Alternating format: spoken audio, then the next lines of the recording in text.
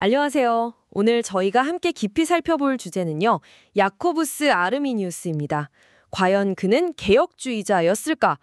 이거 정말 흥미로운 질문이죠. 네, 정말 많은 분들이 궁금해하시는 부분이죠. 오늘 저희는 리처드 뮬러 교수가 웨스트민스터 신학저널 WTJ 70권에 쓴 논문 아르미니우스와 개혁주의 전통을 가지고 한번 이 문제를 파고들어 보려고 합니다. 네, 뮬러 교수는 이 답이 절대 간단하지 않다고 보는데요. 그렇죠. 특히 그가 살았던 시대의 벨직 신앙 고객서나 하이델베르크 요리문답과의 관계 속에서 봐야 한다. 이런 이야기 같아요. 맞습니다. 신학 공부하시는 여러분들께 이 역사적 탐구가 오늘날 우리 신앙 고백적 정체성을 돌아보는데 어떤 통찰을 줄지 함께 고민해보면 좋겠습니다. 자, 그럼 한번 시작해 볼까요? 네, 좋습니다.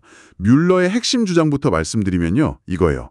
아르미니우스 본인은 스스로를 분명히 개혁주의자라고 생각했다는 겁니다. 본인 스스로는 네, 그리고 실제로 동시대 다른 개혁신학자들이랑 공유하는 부분도 많았고요. 하지만 그의 신학 중 특정 부분, 특히 이제 예정론 관련해서는요. 도르트 총회가 열리기 전부터 이미 문제가 있었다는 거죠. 도르트 총회 이전부터요. 네, 당시에 네덜란드 개혁교회의 공식 기준이었던 벨직 신앙 고백서나 하이델베르크 요리문답의 가르침과는 어긋나는 부분이 있었다는 겁니다. 그러니까 뮬러가 강조하는 건 이게 도르트 이후에 와서 그때 아르미니우스 틀렸어. 이게 아니라는 거군요. 바로 그겁니다. 당시의 역사적 맥락과 문서를 볼 때 아르미니우스는 이미 그 신앙 고백적 규범, 영어로 하면 confessional norms라고 할까요? 거기서 좀 벗어나 있었다는 평가죠. 하잖아요. 맞아요. 뮬러도 논문에서 언급하죠.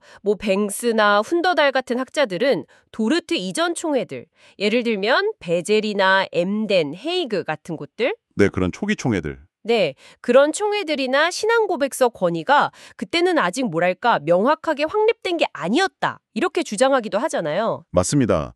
당시에는 교리 기준이 좀 유동적이었다. 이런 시각이죠. 네, 아르미니우스가 활동하던 시기에는 뮬러는 바로 그 지점을 아주 강하게 반박합니다. 여러 근거를 드는데요. 간단히 요약하면 이렇습니다. 첫째, 역사 기록을 보면 이 초기 총회들이 계속해서 벨직 신앙 고백서랑 하이델베르크 요리문답을 교회의 표준으로 채택했어요. 이건 팩트라는 거죠. 계속 채택했다. 네. 둘째, 뮬러는 그 십자가 아래의 총회, 라틴어로는 시노든 온데렛 크라우스라고 하죠. 박해 시기의 비밀총회랑 그 이후의 지역총회, 국가총회를 좀 구분해야 한다고 봐요. 성격이 다르다. 그렇죠. 그러면서 엠덴 총회 같은 경우는 네덜란드 밖에서 열렸어도 실질적으로는 최초의 국가총회 성격과 권위가 있었다고 평가합니다. 단순히 어디서 모였냐가 중요한 게 아니라는 거죠. 아하, 그러니까 개최 장소나 정부가 공식적으로 소집했냐 이런 형식적인 기준만으로는 좀 시대착오적일 수 있다 이런 지적이군요. 예, 맞습니다. 당시 상황을 봐야 한다는 거죠.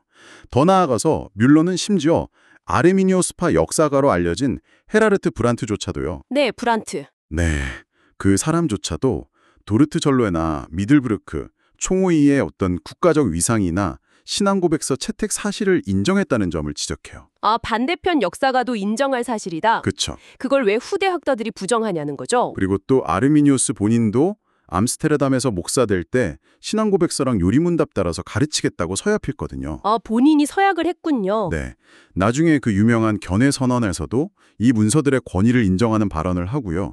물론 이제 개정을 요구하긴 했지만 권위 자체를 부정한 건 아니었다는 거죠. 결정적으로 아르미니우스랑 비슷한 견해들이 그 전에도 이미 신앙고백서랑 충돌한다는 판단이 있었다는 점, 이것도 뮬러가 강조하는 근거죠. 네, 바로 그겁니다.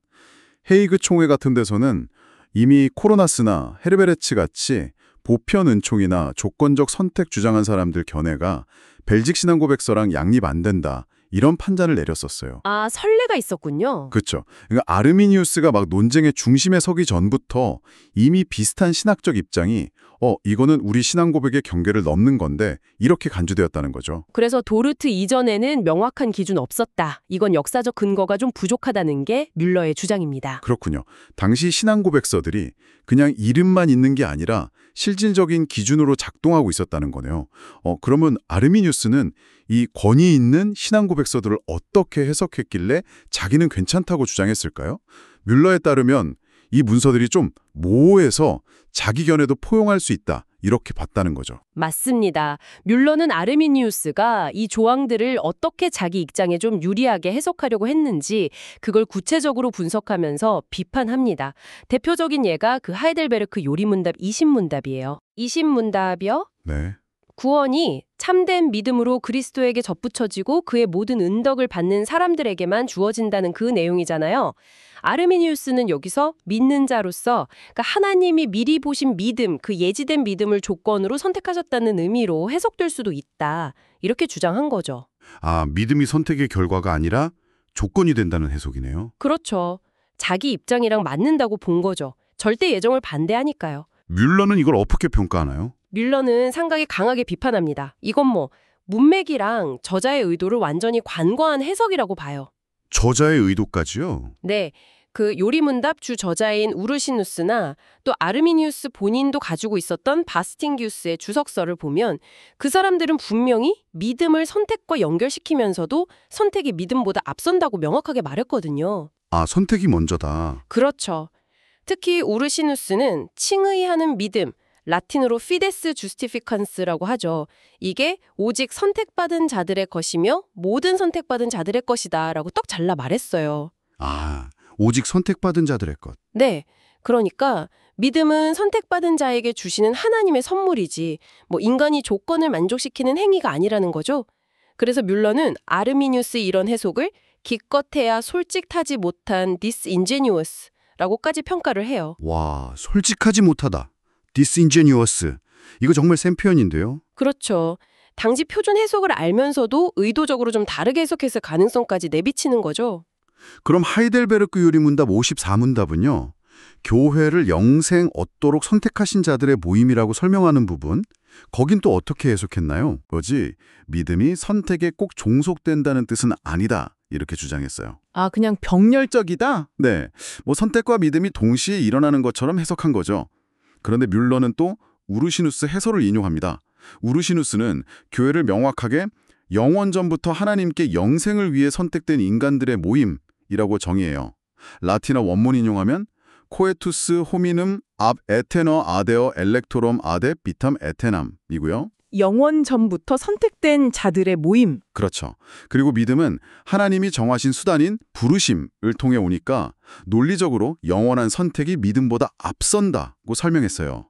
그러니까 아르미니우스의 해석은 이런 전통적인 인과관계를 좀 흐리는 거였죠. 벨직 신앙고백서 16조도 중요한 쟁점이었죠. 하나님께서 자신의 영원하고 불변하는 계획에 따라 순전히 선하시기 때문에 택하신 자들을 구원하신다. 그들의 행위는 전혀 고려하지 않는다. 이렇게 명시하는데 여기서 아르미니우스는 또 어떻게 해석했나요? 아르미니우스는 여기서 하나님이 선택하신 자들, those whom이라는 표현이 문법적으로 보면 믿는 자들, 즉 하나님이 미리 하신 그 믿음을 가진 사람들을 가리킬 수도 있다. 이렇게 주장했어요. 아, 여기서도 믿음을 끌어들이는군요. 네, 선택의 기준이 하나님의 주권적 의지가 아니라 예견된 인간의 믿음일 수도 있다는 가능성을 열어두려고 한 거죠. 하지만 뮬러는 이 해석이 본문 자체의 명백한 진술, 그러니까 그의 순전한 선하심에 따라 그들의 의로운 행위를 전혀 고려하지 않고 선택하신 이 구절이랑 정면으로 배치된다고 반박합니다. 그렇죠. 행위를 고려하지 않는다고 했는데. 네, 그리고 또 벨직 신앙고백서 22조를 보면 믿음 자체를 성령의 역사이자 하나님의 선물로 규정하거든요. 이것도 믿음을 인간의 행위나 조건처럼 보려는 아르미니우스 해석과는 잘 안 맞는다고 지적하고요. 게다가 아까 말씀드린 것처럼 미들비르그랑 헤이그 총회에서 이미 코르나스나 헤르베르치의 유사 주장이 벨직 신앙고백서에 위배된다고 판단했던 그 선례를 다시 한번 상기시키면서 아르미니우스 해석이 당시 공적인 이해와는 달랐음을 강조하는 거죠. 결국 아르미니우스는 어떻게든 기존 신앙고백서 틀 안에서 자기를 정당화하려고 했지만 뮬러 분석에 따르면 그의 해석은 본문 의미나 당시 보편적 이해, 심지어 이전 총회 결정과도 좀 어긋나는 지점이 많았다 이런 거군요. 네, 그렇습니다. 그의 신학적 배경이나 또 진술의 솔직성 문제도 뮬러가 중요하게 다루죠. 뭐 개혁주의 교육받았고 많은 부분 동료들과 같았지만 로마서 7장 9장 해석처럼 논란이 된 부분도 있고 문제 있는 인물들 칭찬했다는 비판도 받고 그랬잖아요. 네, 뮬러는 이런 정황 증거들도 놓치지 않아요. 예를 들어 로마서 7장 해석. 아르미니우스는 이게 율법 아래서 씨름하는 중생하지 못한 사람 얘기라고 봤거든요. 네, 비신자 상태? 그렇죠. 근데 이건 당시 개혁주의 주류 해석이랑은 상당히 달랐어요. 후기 아우구스티누스부터 칼뱅, 베자, 불린거 같은 사람들은 이걸 이미 중생한 신자의 내적 갈등으로 봤거든요. 아, 신자의 갈등으로? 네, 당시에는 이게 정통 해석으로 여겨졌죠. 로마서 구정 해석도 마찬가지예요. 아르미니우스는 야곱과 에서를 그냥 개인이라기보다는 믿음으로 의를 추구하는 자 야곱과 행위로 의를 추구하는 자 에서를 대표하는 유형, 타입으로 해석했어요. 유형으로요. 네, 이건 태어나기도 전에 아무 행위랑 상관없이 이루어진 하나님의 주권적 선택을 강조했던 당시 주류 개혁주의 해석, 베자나 퍼킨스 같은 사람들의 해석과는 분명히 차이가 있었죠. 선택의 이유를 하나님의 주권적 기쁨이 아니라 인간의 반응 유형으로 돌리려는 시도로 보일 수도 있는 거죠. 그의 진술의 솔직성, 정직성 문제에 대한 뮬러 평가는 어떤가요? 아까 disingenuous란 표현도 나왔고 상당히 민감한 부분인데요. 뮬러는 이 부분에 대해 좀 조심스럽게 의문을 제기합니다. 직접적인 증거로는 아르미니우스 본인이 친구 보리우스에게 보낸 편지 내용을 인용해요. 1605년 편지인데요. 네. 거기서 아르미니우스가 교회의 평화를 위해 어떤 진리들에 대해서는 침묵했다. kept silent concerning some truths. 고 스스로 인정하는 내용이 나와요. 아, 본인이 인정했군요. 침묵했다고? 네. 또 그가 아퀴나스나 예수의 신학자 수아레즈, 몰리나 같은 사람들을 칭찬했다는 비판에 대해서는 아르미니우스는 그들을 추천한 적은 없다고 부인했어요. 하지만 뮬러는 아르미니우스의 개인 장소 목록이나 그의 신학 논증 방식을 분석한 데코 같은 학자들의 연구를 인용하면서 아르미니우스가 특히 몰리나의 중간 지식, 라틴어로 사이엔티아 메디아 개념을 실질적으로 활용했음을 지적합니다. 아, 사이엔티아 메디아 중간 지식? 네.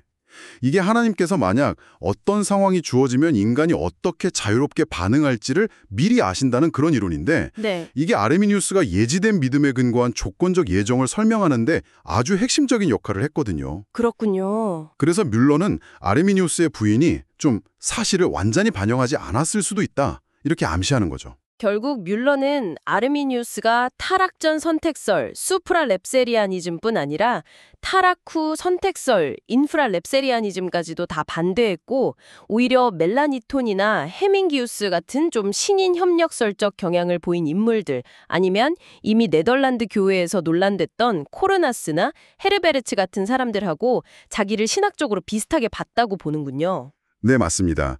구원의 서정, 즉 올도 살루티스에 대한 그의 이해가 핵심적인 차이를 드러냈다는 거죠. 구원의 서정, 올도 살루티스. 그렇죠. 구원이 어떻게 시작되고 적용되는지에 대한 이해, 특히 은혜와 믿음, 선택의 순서와 관계에 대한 이해에서 아르미니우스는 당시 개혁주의 신앙 고백의 표준적 이해와는 다른 길을 갔다는 게 뮬러의 분석입니다. 자, 그럼 이제 최종 질문으로 돌아가 보죠. 이 모든 분석을 종합했을 때 리처드 뮬러의 결론은 뭔가요?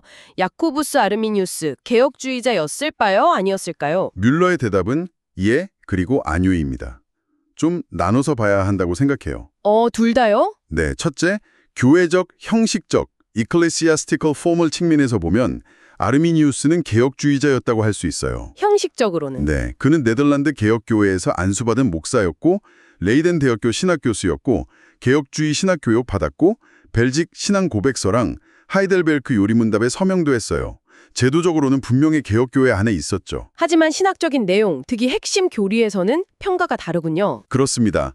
둘째, 신학적, 내용적, theological material 측만, 특히 이제 논쟁의 핵심이었던 예정론과 관련 교리들에서는 아르미니우스는 당시의 신앙 고백적 개혁주의, confessional reform의 경계를 좀 벗어나 있었다고 봅니다. 아, 경계를 벗어났다. 네, 그의 견해가 도르트 총회 이전부터 이미 존재하고 받아들여지던 벨직 신앙 고백서와 하이델베르크 요리문답에 대한 표준적인 이해와 충돌했다는 거죠.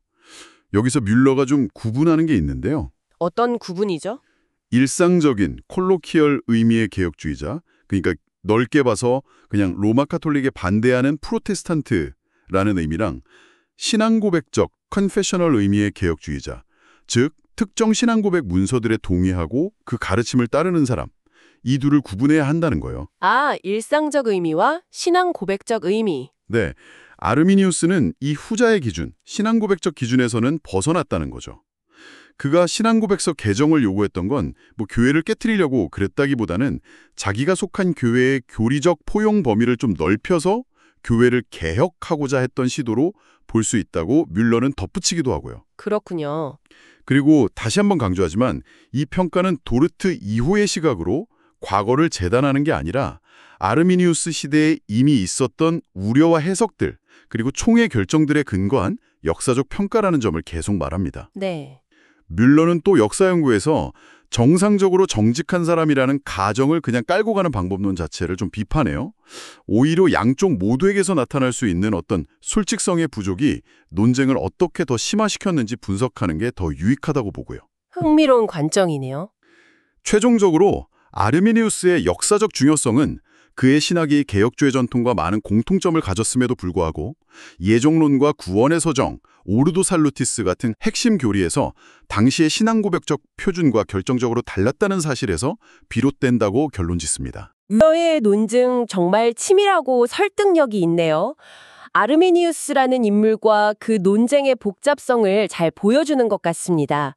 자, 그렇다면 이 역사적 분석이 오늘날 신학을 공부하고 또 앞으로 목회 현장에 나아갈 우리에게 주는 교훈은 뭘까요?